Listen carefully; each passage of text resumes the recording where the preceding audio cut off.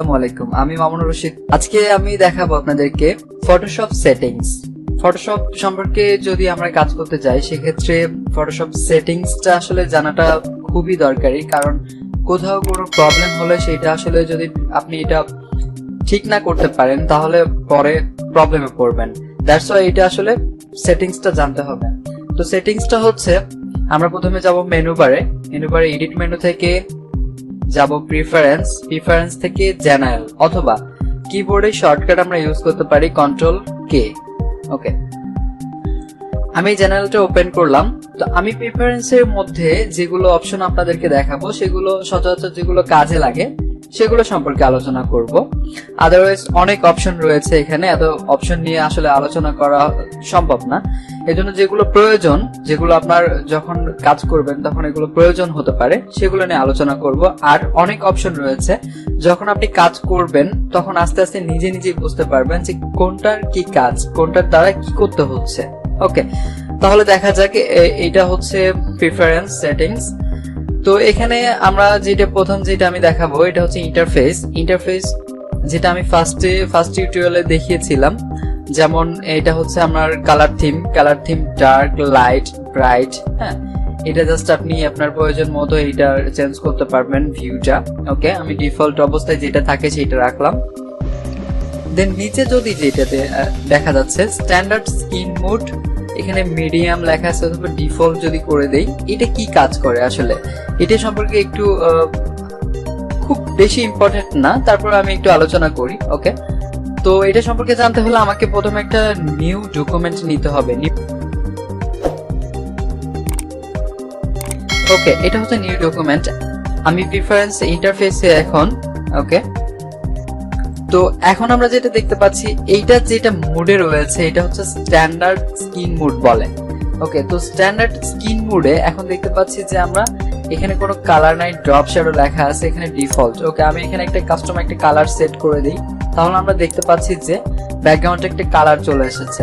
ওকে, এখান থেকে আপনি শুধুমাত্র কাস্টমস না, এখানে সিলেক্ট কাস্টম কালার থেকে আপনি যে কোনো কালার এখানে আপনি পিক করে এখানে দিতে পারেন।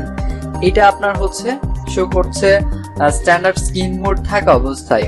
ওকে, এটা চাইলে আপনি নান করে দিতে পারেন। ওকে, এবার হচ্ছে দেখি কি করে হচ্ছে ফুল স্ক্রিন উইথ মেনুতে থাকে এটা।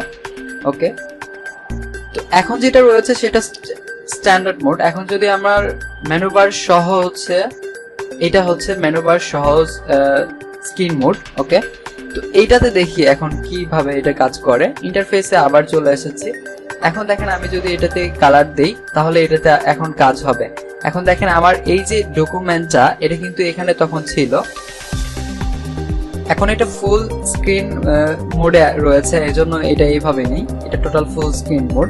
ওকে, এইভাবে আপনি এটা চেঞ্জ করতে পারেন। দেন সেম ওয়েতে আমি যদি এটা টোটালি হচ্ছে ফুল স্ক্রিন করে দেই, তাহলে দেখেন আমি যদি ফুল স্ক্রিন করে দেই, এখন এখানে ফুল স্ক্রিনের কালারটা এইভাবে করতে পারেন। তো এটা আলাদা আলাদা অপশন রয়েছে এখানে, তিনটা স্ক্রিন মোডে আপনি চাইলে তিনটা স্ক্রিন মোডে আলাদা আলাদা কাজ করতে পারবেন। ওকে, আমি স্ক্রিন মোড গুলো কিভাবে চেঞ্জ করছি, শুধুমাত্র কিবোর্ডের এফ প্রেস করে আমি এটা নিয়ে এসেছি। ওকে, এখন এটা দেখলাম। আমরা এখন নিচে একটু দেখবো যে এটা কি, অটো কালারস আইকনিক প্যানেলসটা হচ্ছে এইটা, এই পাশে যেটা ফ্লোটিং প্যানেলের পাশে যে প্যানেলটা, এটা হচ্ছে আইকনিক প্যানেল বলে। তো এটা আসলে কি কাজ করে আমরা দেখবো। এখন এটা আনচেক করা রয়েছে। ওকে, আনচেক করা অবস্থায় দেখি আমরা এটা কি কাজ করে। আমি যদি এই প্যানেলটা, হিস্টোরি প্যানেলটা যদি আমি এটা ওপেন রেখে যদি কোনো টুলে আমি ক্লিক করি, সেক্ষেত্রে দেখতে পাচ্ছি যে আমরা হিস্টোরি প্যানেলটা এখানে রয়ে গিয়েছে। ওকে, এখন আমরা জাস্ট এটা চেক করে দেখবো। এটা আমি এখন চেক করে দিয়ে ওকে করলাম। এখন আমি এটা হিস্টোরিটা অন রেখে এখন যদি আমি কোনো এখানে টুল সিলেক্ট করি, তাহলে কিন্তু আমার এটা অটোমেটিকলি কিন্তু এটা ভিতরে চলে যাচ্ছে। ওকে, তো এটার কাজ জাস্ট এইটাই, আসলে এগুলো খুব একটা বেশি কাজে লাগে না।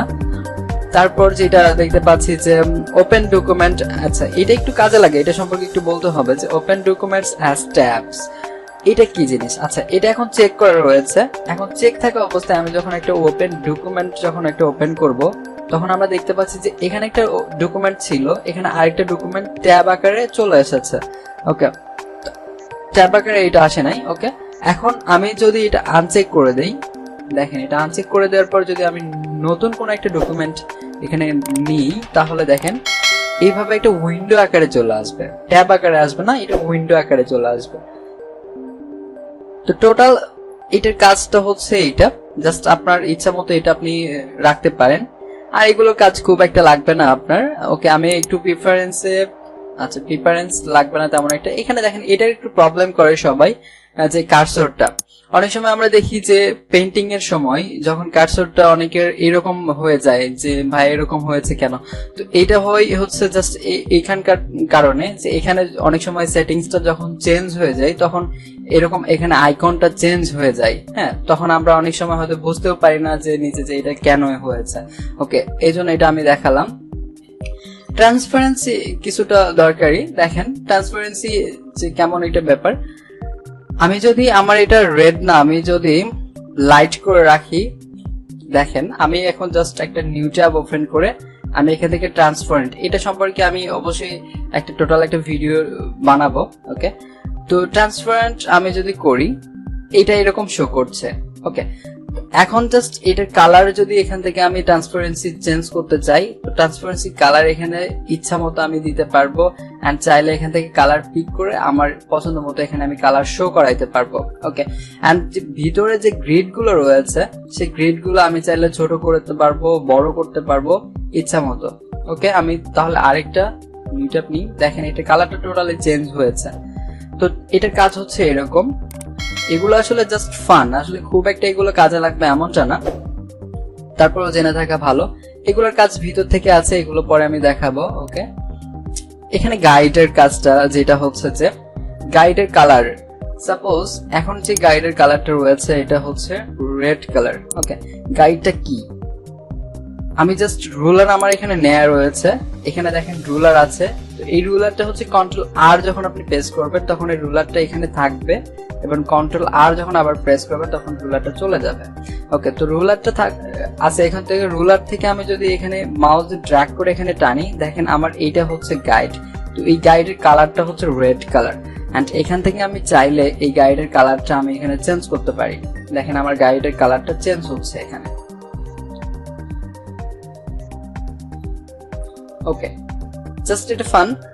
তারপর যেটা রয়েছে যে উপরে যেটা ছিল যে রুলারের ভিতর যে পিক্সেল, ইঞ্চ, সেন্টিমিটার, মিটার, এগুলো চাইলে এখান থেকে আপনি চেঞ্জ করতে পারবেন, ইউনিট থেকে চেঞ্জ করতে পারবেন, অথবা এখান থেকে আপনি ডান বাটনে জাস্ট রুলার উপর ডান বাটনে ক্লিক করে এখান থেকে আপনি এগুলো চেঞ্জ করতে পারবেন। ওকে, সেম জিনিস আসলে অনেক জায়গা থেকে এটা করা যায় এগুলো। তো মোটামুটি এটার কাজ হচ্ছে এরকম। আরেকটা কাজ আছে যেটা হচ্ছে জেনারেলের ভিতর, জেনারেলের মধ্যে আমরা যেটা দেখতে পারি, সাপোজ এখন আমারটা যেটা রয়েছে, আমি যদি জাস্ট মাউসের যেটা কার্সর রয়েছে এটা আমি যদি এরকম আপ ডাউন করি তাহলে আমার এটা zoom in and zoom out হচ্ছে।